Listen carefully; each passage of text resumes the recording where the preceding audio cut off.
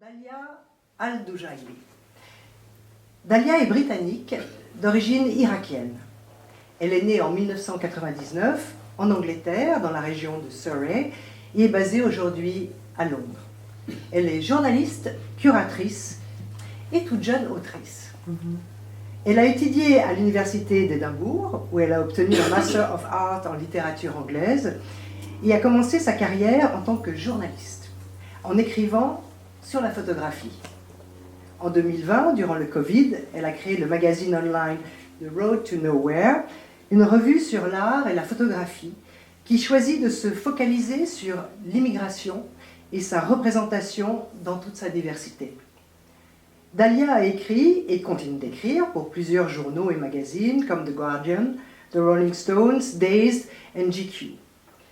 Elle a publié son premier ouvrage l'année passée, en 2025, un livre de non-fiction intitulé Babylon Albion, publié chez Saqi Books. Un hymne d'amour à la Grande-Bretagne et à l'Irak, et à cette terre que nous partageons tous. Babylon Albion propose une réinterprétation captivante de ce que signifie être d'un lieu. À Lavigny, Dalia travaille à l'écriture de son premier roman.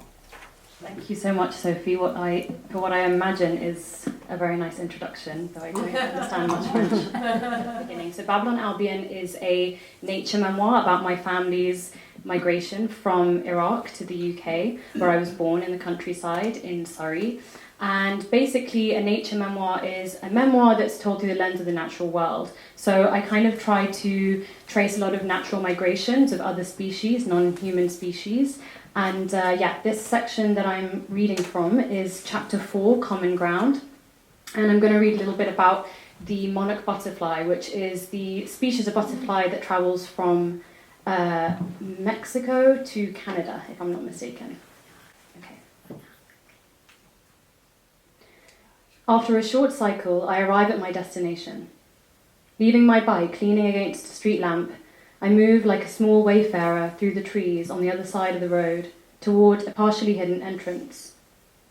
I hear the tinny tune of the ice cream van a few streets over on the main road, on its way to meet its small peckish guests. I reach a wooden stile and I push myself up and over into the field. Here are the ponies who graze in this pasture, who I sometimes feed and pet in an act of friendship. Sometimes, though, the field is empty. After walking through the first field, there comes another stile, and then woodland. Walking through the woodland, there are signs up on the trees. Trespassing is forbidden, and danger, snakes. I pay no heed. I continue walking the long path to another fence and third stile. I walk around a fenced-off field until I reach a gate. I open it. What land have you been through? What land stays clinging to you? I follow the grounds of Britain mnemonically to awaken ancient memories of what folktales happened here, to feel connected to it in the absence of my homeland. Land is a memory that my parents could not carry with them across imaginary but lethal borders. In The Last of the Angels, the Iraqi writer Fadl al-Azzawi refers to the landscape as carrying stories and histories within it.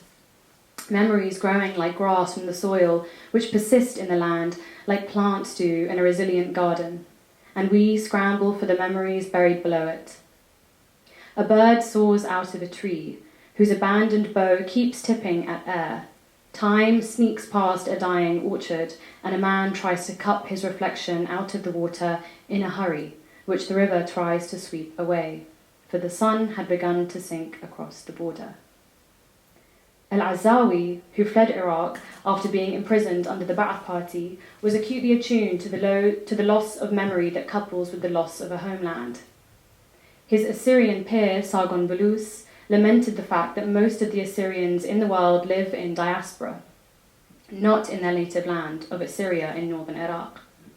Bulus remembers swimming in the lake of Al-Habaniya under British occupation, aware of the borders being drawn up by outside imposing forces, which eventually caused him to flee as a refugee.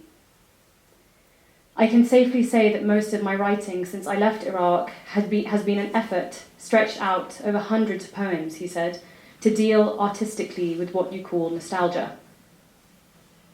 After a succession of wars, my parents were among the millions of Iraqis that reached the late 90s feeling completely hollowed out by grief. But their Iraqi sorrows were far from over.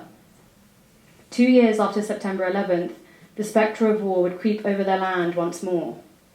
They would have to watch on television as foreign militaries pummeled their hometown of Baghdad with explosives, bombed back to the Stone Age, as poet Sa'di Yusuf once lamented.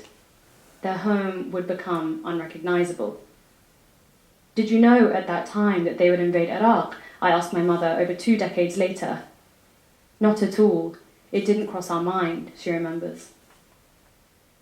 My mother's childhood home was soaked like a sponge cake in the scent of floral trees and fruits.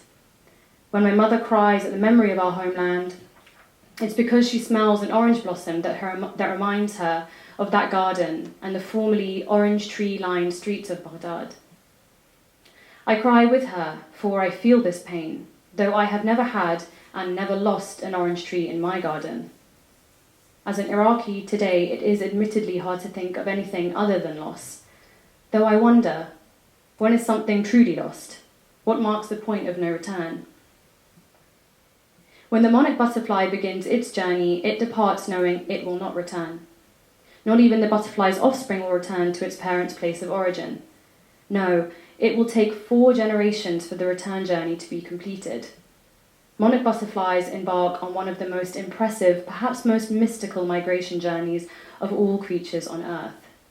They follow a map inscribed in their DNA. It is an odyssey of faith.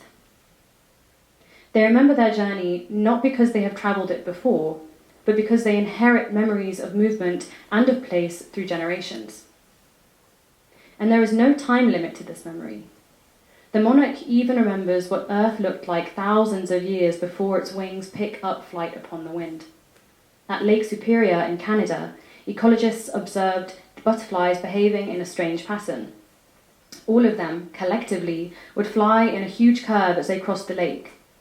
This puzzled scientists for years. Why were the monarchs choosing to fly in such an inconvenient way?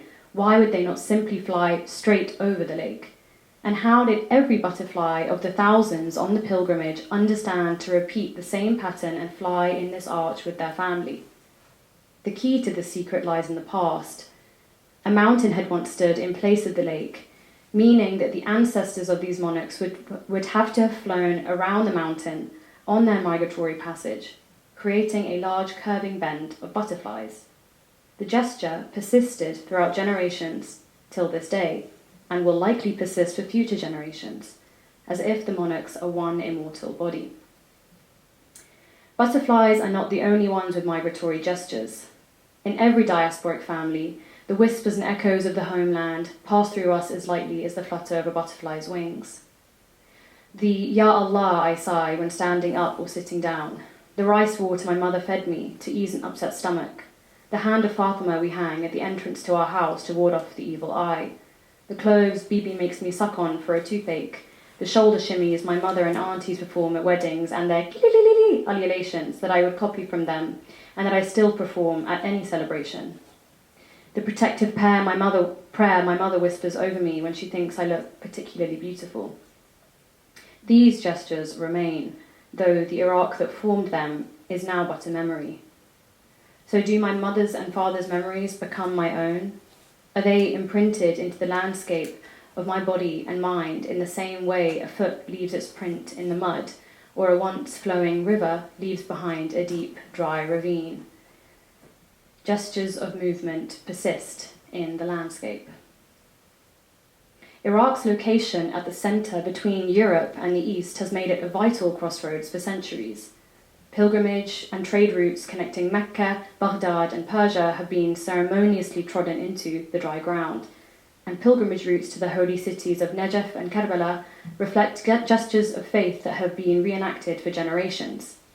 A network of ancient roadside inns, caravanserais, can still be found demarcating important routes across Iran, Iraq, and Kurdistan, such as the Royal Road or the Silk Road, segments of which can be seen under thin layers of rubble and dust today. travellers passing through on some official business or seeking to deepen their religious resolve would demount their camels or horses and head inside for a warm meal and a soft place to lay their head. Okay, fantastic. Thank you so much. Thank you very much.